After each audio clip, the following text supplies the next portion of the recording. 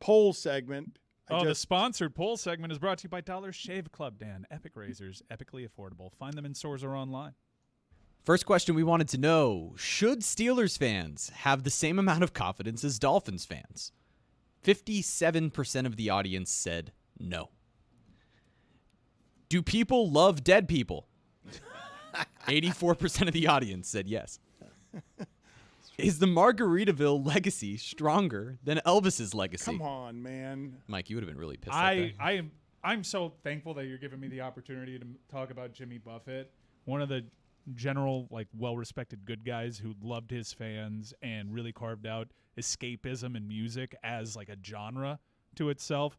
Fans were a little weird and quirky, but he was too. There's a Margaritaville across the street. I'm going to visit it.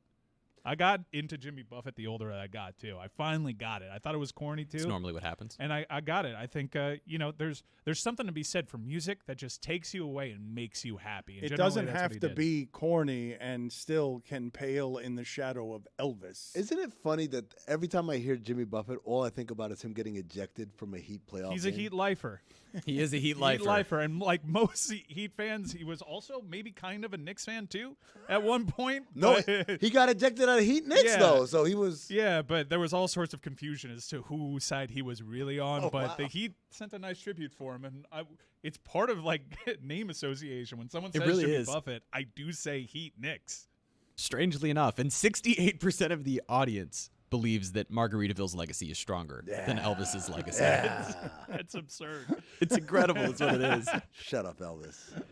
Is Graceland one of the saddest places on earth? 85% of the audience says yes.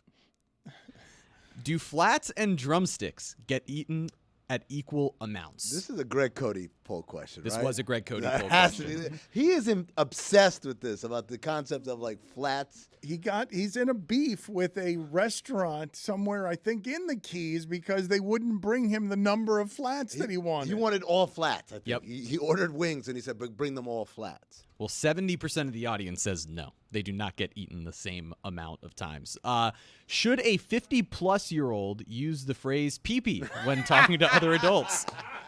I'm just going to guess this was David Sampson. It was.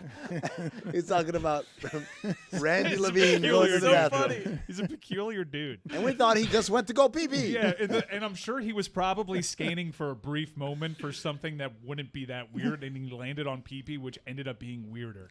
Yeah. Did I get that right?